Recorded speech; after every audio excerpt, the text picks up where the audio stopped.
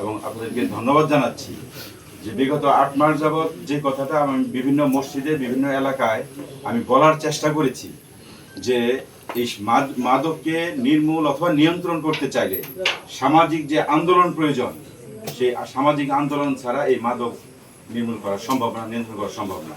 আজকে আপনাদের এখানে এসে এই যে যুবক ভাইদের কাছে, বিশেষ করে সম্মানিত শিক্ষক মহোদয়ের মুখের মাধ্যমে আমি যে কথাগুলো শুনলাম, আমি খুবই অভিভূত এবং আনন্দিত এবং আশাবাদী। আমি সে ছোটবেলায় আমরা ভাব সম্প্রসারণ করেছি যে সুখ দুঃখ তরঙ্গের খেলা, আশা তার একমাত্র খেলা। এই যে আমরা সুখ দুঃখের মধ্যে আছি, এই যে আজকে যে কথাগুলো শুনলাম, এটাই আমাদের আশা। এই আশাকে কেন্দ্র করে আমরা হয়তো সামনে আলোর পথ দেখতে পাবো। আবার আরেকটা কথা শুনেছি যে মেঘ দেখে তুই কেউ করিস না রে ভয়, আড়ালে তার সূর্য হাসে। এখন যেরকম মেঘের আনাগোনা, এই আপনাদের মাধ্যমেই, আপনাদের এই আন্দোলনের মাধ্যমেই এই মেঘ কেটে যাবে এবং সামনে আমরা সুদিন এবং সূর্যোদয় দেখতে পাবো। তো আমার কথা হলো যে একদম খোলামেলা কথা, স্ট্রেট ফরওয়ার্ড কথা বলতে আমি ভালোবাসি। আমার স্টুডেন্ট লাইফ থেকে শুরু করে এই চাকরি জীবনে যত জায়গায় গিয়েছি, যত জায়গায় কথা বলেছি, আগে আমি নিজে কতটুকু ঠিক, সেই ঠিক থেকে মাথায় রেখে আমি কথা বলি। আমি ঠিক, কিন্তু মুখে মুখে কথা বললাম অনেক, কিন্তু তলে তলে আমি অন্যরকম। এই দুমুখী নীতি আমি পালন করি না। এবং আমি 5ই আগস্টের আগে এই বাংলাদেশের যে ওসিগিরি, এটা আমি করতে পারিনি, বা আমার ইচ্ছাও ছিল না, মন থেকে মুছে দিয়েছিলাম যে it's quite impossible for me. কিন্তু 5ই আগস্টের পরে ব্যাপক একটা পরিবর্তনের মাধ্যমে রাষ্ট্র বা সরকার সরাসরি আমাকে স্পেশাল ব্রাঞ্চ থেকে শেরপুর সদরে একটা ভঙ্গুর এবং একটা পুরা থানায়, যাত্রাবাড়ি ড্যামরার মতো পুরা থানায় আমাকে পোস্টিং করেছিল। আমি যেদিন জয়েন করেছিলাম সেদিনই বলেছিলাম যে আমি আমার মতো করে যদি আমি থাকতে পারি থাকবো, না হলে আগামীকাল যদি পোস্টিং করে আমি আগামীকালই চলে যাব। ইনশাল্লাহ আমি 1.5 বছর ছিলাম ওখানে। আমি ওখানে গিয়ে সাংবাদিকবৃন্দ, সুশীল সমাজ, সমস্ত মানুষের সহযোগিতা পেয়েছি। সবচেয়ে বড় কথা হলো আমার অন্তরটা সৎ ছিল। আমি চেষ্টা করেছি যে আমি যদি ঠিক থাকি তাহলে আমার সাবঅর্ডিনেট ঠিক থাকবে, অন্তত আমার উপরে যেন কেউ আঙুলটা তুলতে না পারে। এই সৎ সাহসের কারণে আমি 1.5 বছর ছিলাম। লটারির মাধ্যমে আমার এখানে পোস্টিং। এখন দেখলাম যে সেই শেরপুরে যেরকম মাদকের সয়লাব, এই আটপাড়াতেও মাদকের বিস্তার।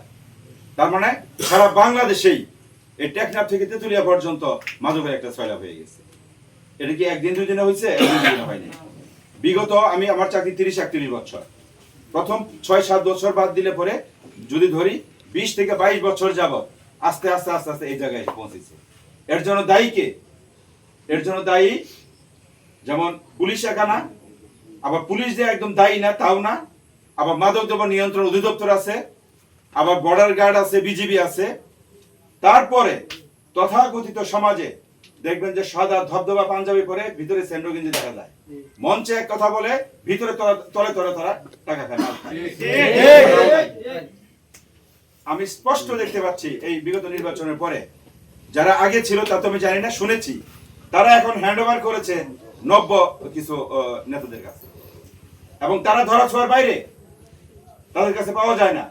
কিন্তু তারা বিভিন্ন জায়গায় আবার খরচ করে, দেখা যায় আমি খরচ করলাম, এ টাকা আসে কই থেকে? এইভাবেই আসে। এই জন্যই আপনাদের মতো তরুণ, আপনাদের মতো মানুষের একদম শক্তিশালী ভূমিকা প্রয়োজন। এই শক্তিশালী ভূমিকা যদি আমি পাই তাহলে আমি মনে হয় আমি কাজ করতে পারবো।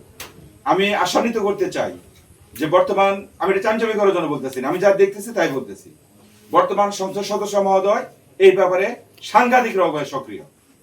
প্রায় প্রতিদিনই আমাকে বলে, ওসি সাহেব মাদকের ব্যাপারে কিন্তু আমি ছাড় দিব না কাউকে। আমার কোন নেতা যদি হয় তাকে আপনি ধরবেন, যদি তদবির আসে তখন আমাকে বলবেন।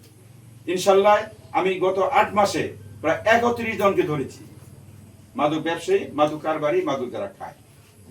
তার মধ্যে আপনাদের এই রোড থেকে বোধহয় বেশি, এই রোড থেকে কোনাপাড়া, সুতারপাড়, এই রোড থেকে বেশি ধরেছি। দুর্ভাগ্য হলো যে তাদেরকে আমরা কোর্টে চালান করি, 2 দিন 3 দিন 4 দিন 5 দিন পরে আবার জামিনে চলে আসে। তার মানে কি, যারা জামিন করায় তারাও যাই।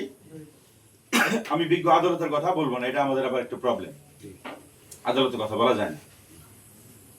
আমি মনে করি এই সমাজ থেকে মাদক নির্মূল করতে চাইলে, কন্ট্রোল করতে চাইলে শুধু এককভাবে পুলিশের উপরে দায় দিলে হবে না, এককভাবে মাদক দ্রব্য নিয়ন্ত্রণের উপরে দায় দিলে হবে না। সবাইকে ঐক্যবদ্ধভাবে এইটা মোকাবেলা করলে আমার মনে হয় দেশে মাদক নির্মূল বা নিয়ন্ত্রণ করা সম্ভব। সেই হিসাবে জামিন যে চায় যারা, তাদের জামিন চাওয়া উচিত না। একটা মাদকের আসামি ধরতে অনেক ঝামেলায় তাকে ধরি আমরা, ধরার পরে ভয় লাগে যদি সে ডুব দেয় আর যদি না উঠে আমার বিরুদ্ধে মার্ডার কেস হবে। থানায় নিয়ে রাখলাম, ও আপনারা দেখছেন যে ইয়েতে ওয়ালের সাথে মাথা ঠুকে মারা যায়, মার্ডার কেস হয় পুলিশের বিরুদ্ধে। অনেক ভয়, অনেক ভীতি আছে আমাদের। তাহলে এত রিস্ক নিয়ে আমরা ধরবো, কোর্টে পাঠাবো, আর সুন্দর করে জামিনে চলে আসবে, তাহলে কেমনে হবে? গত 2 মাস আগে শ্রীরাম বাসা থেকে এলাকার লোকজনই ধরে দিছিল। আমি ওই দিনকেই পাঠালাম কোর্টে, বিকালবেলা এসে দেখি যে সে থানার সামনে ঘুরতেছে। সেদিনই আমি এমপি মহোদয়কে বলেছিলাম যে স্যার এভাবে তো সম্ভব না, এভাবে তো পুলিশ তো নিরুৎসাহিত হচ্ছে। আজকে আমি ধরে পাঠালাম, আজকে জামিনে চলে আসলো একটা ওয়ারেন্টের আসামি, তাহলে তো এটা তো স্যার তার মাদক নিয়ন্ত্রণ করা সম্ভব না। সেই কারণে কিন্তু সংসদ সদস্য মহোদয় মহান জাতীয় সংসদে একদম স্ট্রেট বলেছে, কোনো থানা নাম উল্লেখ করে নাই, কিন্তু বলছে যে আসামি যদি কোর্টে চালান দেওয়া হয়, পুলিশ চালান দেয়, ওই দিকে যদি জামিন আসে তাহলে তো হবে না। এটা কোর্ট এবং যারা এর সাথে জড়িত তাদেরকে সতর্ক থাকতে হবে। এইভাবে যদি সবাই সক্রিয়ভাবে ঐক্যবদ্ধ হয় তাহলে আমি মনে করি মাদক একদম নির্মূল করা না গেলেও নিয়ন্ত্রণ করা সম্ভব। এটা এই রিসেন্ট কিভাবে এটা ব্যাপক ছড়াছড়ি হইল, গত 5ই আগস্টের যারা আগে যারা করছে, আমি বলতে দ্বিধা করব না, আমাদের পুলিশের লোক জড়িত ছিল, এবং যারা জড়িত ছিল ধরা খাইছে তাদের চাকরি নাই। বর্তমানে আমাদের এসপি মহোদয়, ডিআইজি একদম সর্বোচ্চ পর্যায় থেকে একদম স্ট্রেট ফরওয়ার্ড কথা, যদি কোনো পুলিশের সদস্য মাদকের টেস্ট করে তার ধরা পড়ে, সাথে সাথে তার চাকরি নেই। একদম সোজা কথা বলে দিচ্ছে। যদি কোনো এলাকায় আমার কোনো পুলিশ সদস্য বা আমি যদি এর সাথে কোনো পীড়িত থাকে, তাহলে আমার ঊর্ধ্বতন কর্তৃপক্ষের কাছে আমরা এই করেন, কোনো হিসাবে এটার মধ্যে জড়িত হবে না, বা বর্তমান যে বিট অফিসার এর সাথে হবে না, একে সরান। একদম নাক আমি দ্ব্যর্থহীন কণ্ঠে বলবো যে আমি তো এর সাথে নাই। যদি আমার কোনো অফিসারের সাথে বা ফোর্স জড়িত থাকে, আগে প্রথমত আমাকে জানান, আমি সতর্ক করব, চেষ্টা করব, আমি রিপোর্ট দিব। আর যদি তা না হয় আপনারা সরাসরি আমার এসপি মহোদয় দিয়ে দিব, জানান। কি আমার সাথে একমত? তাহলে যদি আমি যদি ঠিক থাকি, আপনারা যদি ঠিক থাকেন, তাহলে যারা ঠিক কিনা, এটা এখানকার মধ্যেই এমনও আছে ও মাদকের সাথে জড়িত। এই তথ্যগুলো ওর কানে যাচ্ছে, ও আবার আজকে রাতে বেরিয়ে এসে ফোন দিয়ে জানাবে। ঠিক আছে, অর্থাৎ আমার কাছে যাক মেসেজ তো যাচ্ছে যে এলাকার মানুষ যখন ঐক্যবদ্ধ হচ্ছে তাহলে এখানে আর বেশি সুবিধা করা যাবে না, অন্য এলাকায় যাবে। আমি কিছু প্রক্রিয়া বা আপনার সাথে আলোচনা করতে চাই কিভাবে এটা করা সম্ভব। প্রাথমিকভাবে ওই চিহ্নিত যে গার্জিয়ানের মাধ্যমে তাকে ডেকে এনে সতর্ক করান, অথবা ঐক্যবদ্ধভাবে বলতে পারেন যে আমরা 5 টাকা 10 টাকা, কিছুক্ষণ আগে যে কথা বললাম, 5 টাকা 10 টাকা 20 টাকা করে তুইলে 2-4-5 হাজার টাকা তুইলে তোরে দিলাম, তুই কুমিল্লা সিলেট যা চিল্লাই যা, 3 মাস 6 মাস চিল্লাই যা, সিলেট থেকে অন্তত ভালোই আসে কিনা নামাজ কালাম করে। এটা প্রিভেন্টিভ প্রাথমিকভাবে একটা প্রক্রিয়া।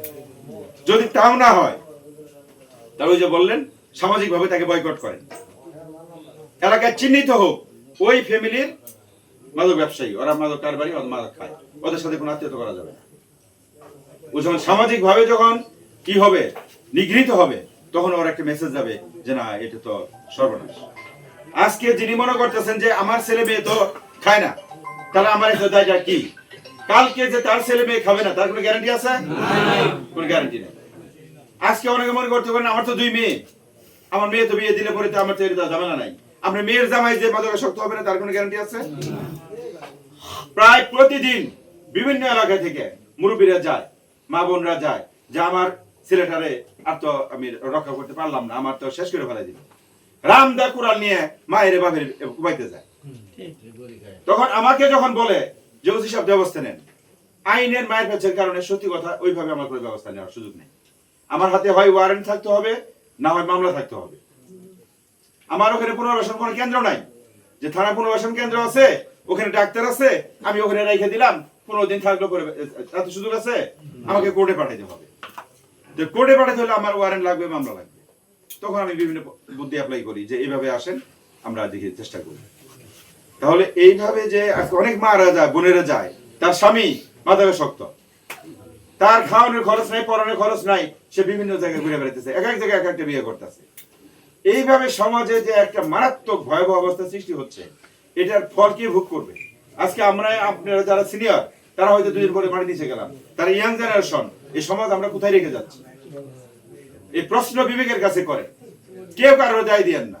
এই দায় আমি মনে করি আমাদের দুর্ভাগ্য যে আমরা এটা নিয়ন্ত্রণ না করতে পারে আমরা আজকে এই অবস্থায় নিয়ে আসছি। অনেক কথাই বলা যাবে, ভালো কথা অনেক। আপনারা যদি ঐক্যবদ্ধভাবে আমাকে সহযোগিতা করেন, আমি ইনশাল্লাহ মানববন্ধন এখানে করতে হবে না। আমি নিজেই দেখবেন যে রাত্রেবেলা আমি এখানে এসে বসে আছি। মাঝে মাঝে আমি কোনাপাড়া বাজারে আসি, ঈদের আগে এসেছি বা বিভিন্ন সময় আসি, একদম জনমানব শূন্য। আর আমার গাড়ি যখন নিয়ে আসি তখন তো টের পাই আসলে বুঝে। আমি কিন্তু চাই যে আকস্মিক চেক করা যাবে। এখন আমাদের কিছু লিমিটেশন আছে, দয়া করে এই বিষয়টি আপনার মাথায় রাখবেন। একতরফা ভাবে আমাদের উপর চাপা দিলে সমস্যা। লিমিটেশন হলো আমাদের উপর নির্দেশ হলো যে পোশাক বিভিন্ন ভাবে সব কথা ডিসক্লোজ করবো না, যে এইভাবে করবে। তখন বাংলাদেশে বিভিন্ন জায়গায় দেখবেন ইউটিউবের মাধ্যমে বা বিক্রি করে 2 পয়সা পাবেন। যখন গরুটা নিয়ে যায় আমার কাছে যখন যান, আসলে সত্যি কথা কিচ্ছু করার থাকে না। তাহলে আপনি সতর্ক থাকেন, 2 ঘন্টা পাহারা দেন, 2 ঘন্টা আপনি তাহাজ্জুদ নামাজ পড়লেন, একবার ফজর নামাজ পড়ে ঘুম দেন, 2টা পর্যন্ত ঘুমান। তা 2টা পর্যন্ত যদি জাগেন তাহলে আপনার গরুটা নিরাপদ। কি আমার সাথে একমত? যাদের গরু খামার আছে তারা অবশ্যই বিত্তশালী। আমি তাদেরকে বলবো দয়া করে আপনি একটু সিসি ক্যামেরা লাগান। সিসি ক্যামেরাটা লাগাইলে আমরা বুঝতে পারি যে এই ধরনের ট্রাক বা এই ধরনের কভার ভ্যান আসছিল, এর নাম্বার অথবা এই লোকগুলো আসছিল।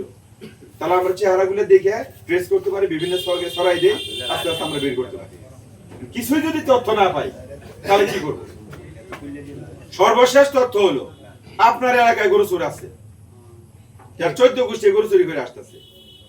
ও করে কি ফোন দিয়ে এই গ্রেটার ময়মনসিংহের একটা আন্তর্জাতিক চক্র আছে গরু চুরি, তাদেরকে ফোন দিয়ে জানায় যে আজকে সুতারপুরের এবং বাড়িতে রাস্তাও আছে, এরকম 5টা গরু আছে, 3টার সময় আসলে পরে টিপটি বৃষ্টি হইতেছে, সবাই ঘুমাবো, সুন্দর করে গরুটা চুরি করা যাবে। এই কথা লাগাই দিলে পরে নেত্রকোনা থেকে বা ঈশ্বরগঞ্জ থেকে নান্দাইল হয়ে দিতে আসে। ঠিক ওদের রাস্তা ওরা কি করে থাকে, অথবা ওদের সামনে মোটরসাইকেল থাকে যে এই রাস্তাতে আসবো, এই রাস্তাতে যাবো। বুঝতে পারছি? এভাবে গরুগুলো চুরি করতেছে। ফলে আমরা অনেকটা এই ক্ষেত্রে অসহায় হয়ে পড়তেছি, ধরতে পারতেছি না। তা আমি আপনাদের মাধ্যমে অনুরোধ করবো, আপনাদের এলাকায় গরু চুরি হয়, এই গরু চুরি যাতে না হয়। আর লাস্ট একটা অপশন আমি বলবো, যেটা আপনারা সবাই জানেন, যে এই যে স্মার্টফোনটা, এটা আমি বিভিন্ন জায়গায় বলি, এবং এই স্মার্টফোন হলো সকল প্রকার অপরাধের যত প্রকার কুকর্ম আছে, সুকর্ম তো আছেই, কুকর্মের আখড়া হলো যেটা এই ডিভাইস। কেউ 11 বছর 12 বছরের একটা মেয়ে তার খালাতো ভাইয়ের সাথে চলে গেছে, প্রতিদিনই আসতেছে, এই মোবাইল ফোনে আসক্ত হইয়া প্রেম করে, প্রেম করার পরে চলে যায়, আমাদের কাছে এসে বলে যে অপহরণ করে নিয়ে গেছে। 99% অপহরণ হয় না, ইচ্ছে করে দেখেছে। এখন বয়স যেহেতু 18 নিচে, ফলে আমরা বাধ্য হই আইনগত ব্যবস্থা দিকে যাইতে। বুঝতে পারছি? তাহলে এই ফোনটা নিয়ে যখন এই মেয়ে আপনার বাবার কাছে মায়ের কাছে নিয়ে ও যখন ফোন কথা বলে, ফোন টিপে, ফেসবুকে ফ্রেন্ডশিপ করে, তাহলে আপনি তখন কই যান? এখন আমাকে এসে বলতে স্যার মেয়ে উদ্ধার করে দেন। আমার কি মানে কি আছে, জাদু কাঠি আছে আমি টিপ দিলে মেয়ে উদ্ধার করতে পারবো? এবং এই মেয়ে উদ্ধার করতে হলে সিলেট, চিটাগং, ঢাকা চলে যায়। আমরা যদি বিভিন্ন কলা কৌশলের মাধ্যমে ট্রেস করি যে এই এলাকায় আছে, ওই এলাকা খুঁজতে খুঁজতে খুঁজতে কোন বিল্ডিং এর কোন রুমে, এতই সহজ। ওই রুমে থেকে তখন মেয়েটাকে উদ্ধার করে নিয়ে আসি, তখন 3-4 দিন চলে যায়। 3-4 দিনে মাইক্রো ভাড়া, থাকা ভাড়া, খাওয়া ভাড়া কেরা দিব বলেন? সুদা বাংলা কথা আমার কে দিবে? ঠিক আছে, ওই আয়ও দিবে, পুলিশ দিবে। সে 2টা মেয়ে রিকভার করতে হলে তার কাছে টোটাল টাকা চলে যাবে। তাহলে মেয়ের বাপ দিবে, ওই যে মেয়ের বাপ দিচ্ছে, এটাই হলো আমাদের লিমিটেশন, এগুলো সীমাবদ্ধ। আমি ওসি হিসাবে সকালবেলা আমার ড্রয়ারে 1 লাখ টাকা দেয়নি যে মেয়ে যতগুলো ভাগবো সবগুলো উদ্ধার করবেন, এটাকে 1 লাখ দিলাম সকালে। তাই কি দেয়? না। আপনারা সবাই জানেন থানায় একটা মাত্র গাড়ি, রাত্রেবেলা ডিউটি করি আমরা কি দিয়ে? সিএনজি দিয়ে। এই সিএনজি কি আমার বাবার? আমি কেন ওই সিএনজি গাড়ির কাছে হাত পাতবো বলেন যে ভাই তোমার সিএনজিটা একটু দাও, তোমার সিএনজি আজকে আসলো না কেন? ও তো গরিব মানুষ, ওর পেটে ভাতে খায়। তাহলে আমি ওর কাছে ভিক্ষা যাবো কেন বলেন? এই 2026 সালে কেন আমি ভিক্ষা যাবো? আমি চাকরি করি, আমি ডিউটির জন্য রেডি, আমি ভিক্ষা যাবো কেন?